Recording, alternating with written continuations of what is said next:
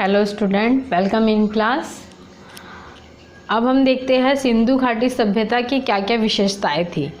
जैसे हमने देखा था कि उस सिंधु घाटी सभ्यता के जो स्थल प्राप्त हुए थे उन सबको हम जोड़ने पे क्या मिल रहा था, हमें कैसी आकृति प्राप्त हो रही थी, त्रिभुजाकार एक ट्रायंगल शेप बना हुआ था, वो आकृति प्राप्त हुई। अच्छा, इसका क्षेत्रफल देखा जाता है तो कितना है क्षेत्रफल, 12,99,000 समथिंग है। तो इसको हम अप्रॉक्सीमेट 13 लाख मान लेते हैं। ठीक है, जब भी क्वेश्चन पूछे कि इसका क्षेत्रफल कितना है, ऑप्शन में रहेगा 12,99,660 किलोमीटर स्क्वायर, यह है इसका क्षेत्रफल। अच्छा, और सिंधु घाटी सभ्यता में सर्वप्रथम खोजा गया शहर कौन सा था, हमने देखा था हड़प्पा सर्वप्रथम खोजा गया था।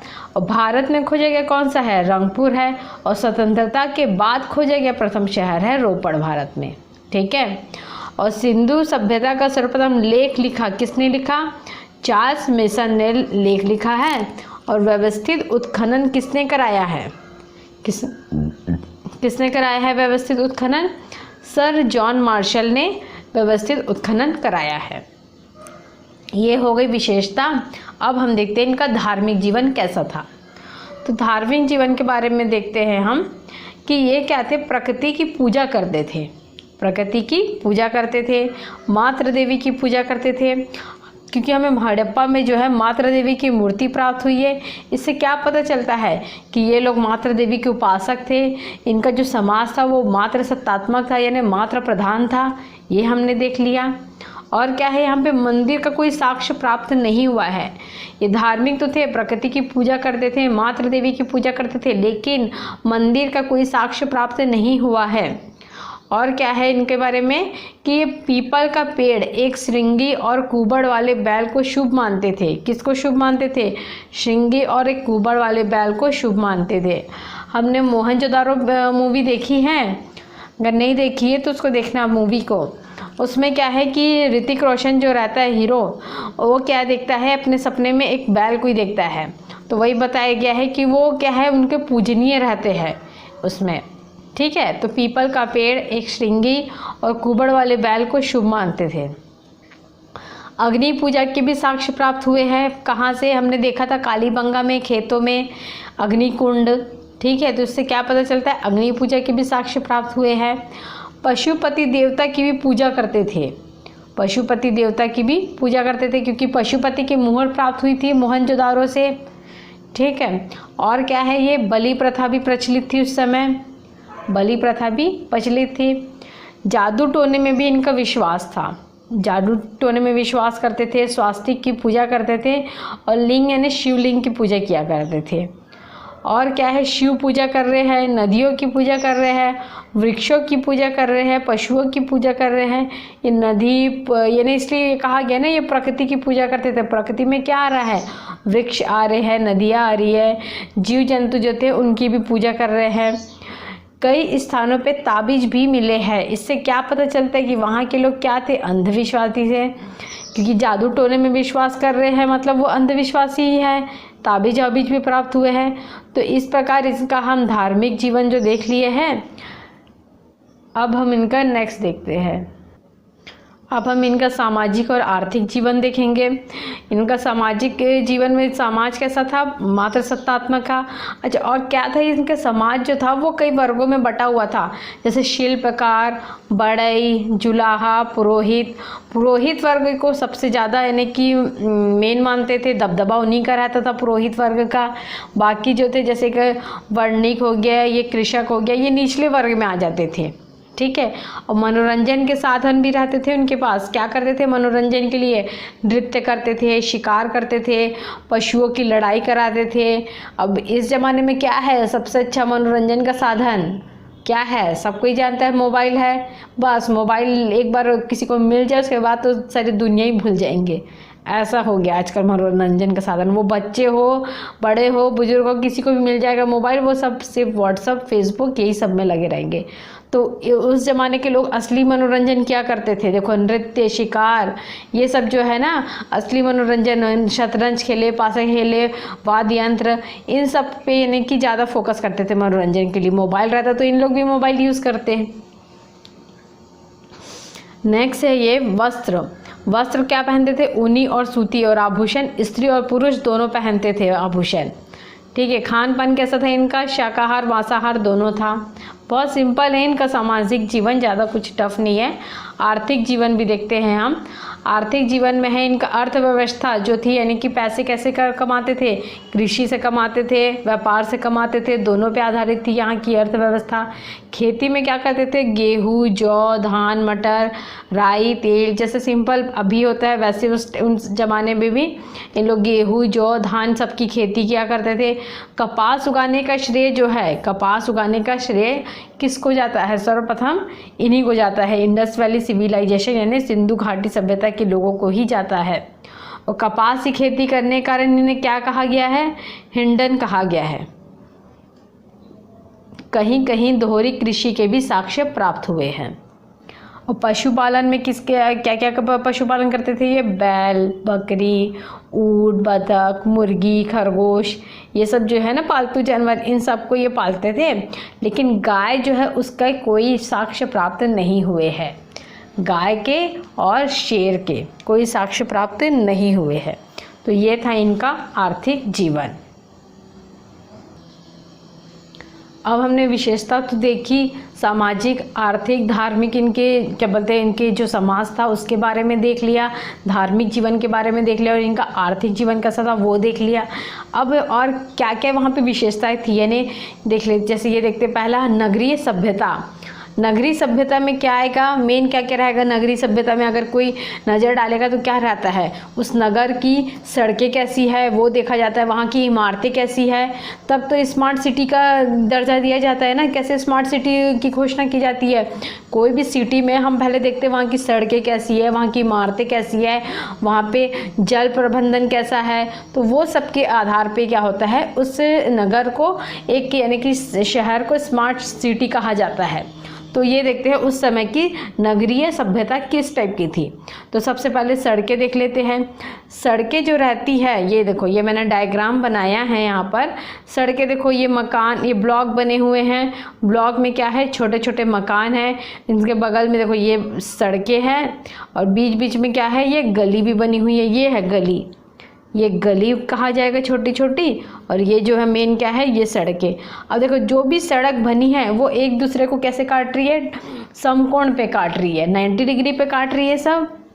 इतनी अच्छी सड़कों की व्यवस्था थी देखो, बहुत, इतनी तो आज भी नहीं है जितनी सिंधु घाटी सभ्यता के समय सड़कों की क्या बोलते हैं प्रबंध किया गया था ऐसा।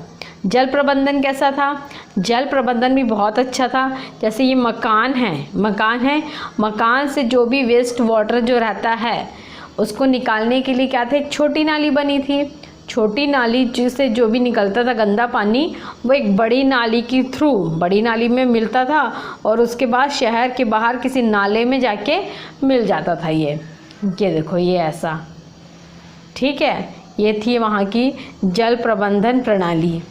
और क्या है, देखो कूड़ादान है, कूड़ादान दिख रहा होगा, ठीक है, जैसे अभी रहता है ना हमारा नीला डब्बा, हरा डब्बा, वैसे ही देखो कूड़ादान है। यहाँ पर कूड़ादान बना था सड़कों के किनारे कि अपने घरों की कचरा जो है वो कूड़ादान में डालो, फिर कचरा गाड़ी आती होगी ले जाने के लिए। अब उस ज़माने में पता नहीं कैसे जाती, पर ये सबके साक्ष्य मिले कि कूड़ादान रहता था।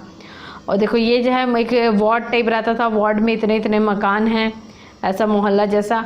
अच्छा, मेन मकान किस टाइप का रहते थे, मेन मकान के अंदर का स्ट्रक्चर कैसा रहता था वो हम देखते हैं। देखो मकान जो है यहाँ पे मेन डोर रहता था।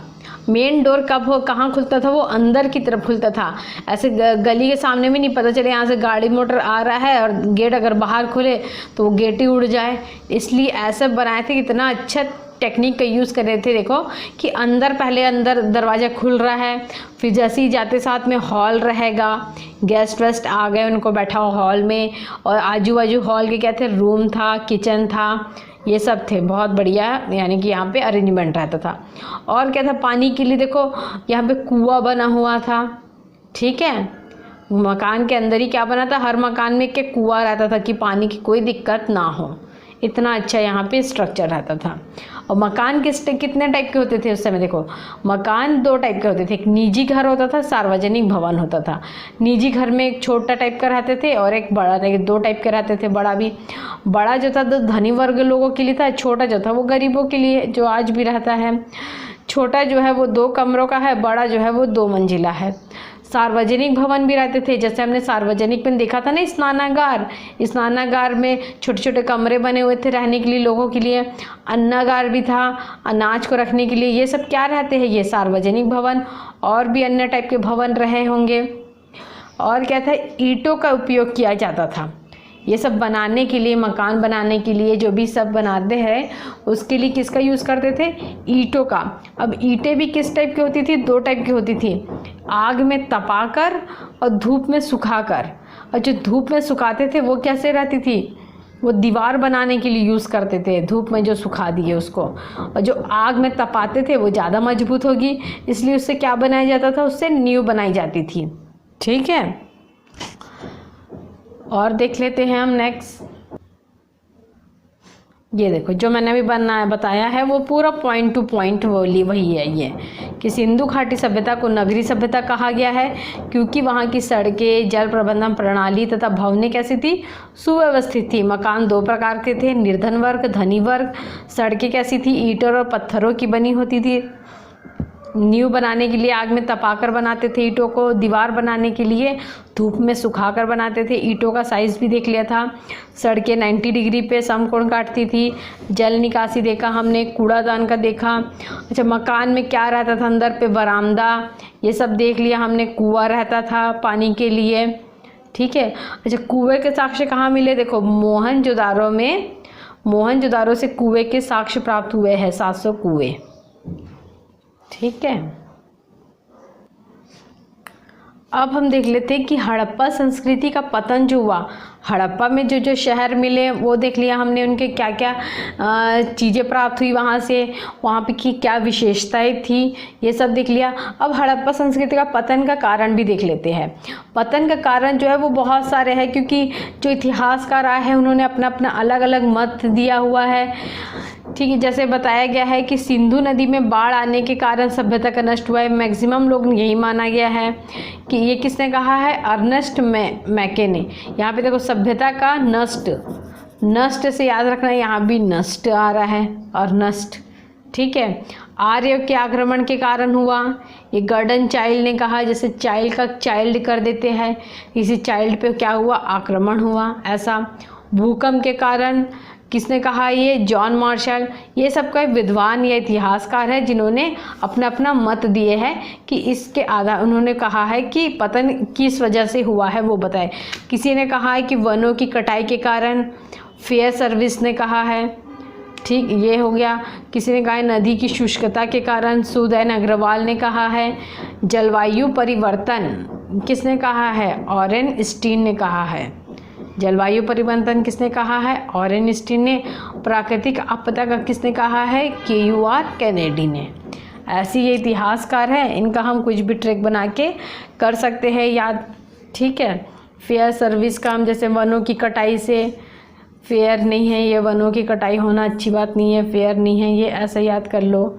जलवायु परिवर्तन मतलब पर्यावरण से संबंधित है। और क्या मिल रहा है हमें? पर्यावरण। ऑरेल का ऑरेंज बना सकते हैं हम। तो ये हमने हड़प्पा संस्कृति देख लिया है। आगे हम नेक्स्ट क्लास में आगे के टॉपिक को कवर करेंगे। तब तक आप वीडियो देखते रहिए। समझ नहीं आता तो आप रिपीट करके देखिए, स्किप मत कीजिए, क्योंकि स्किप करने से बहुत सारे जो पॉइंट रहते हैं वो छूट जाएंगे। इसलिए आप स्किप करके मत देखिए, अच्छे से देखिए। समझ नहीं आता तो एक बार और देखिए। मैं क्वेश्चन आंसर भी इसके लगाते रहूँगी साथ साथ में, तो हम साथ साथ में पढ़ेंगे तो ये अच्छे से कवर हो जाएगा।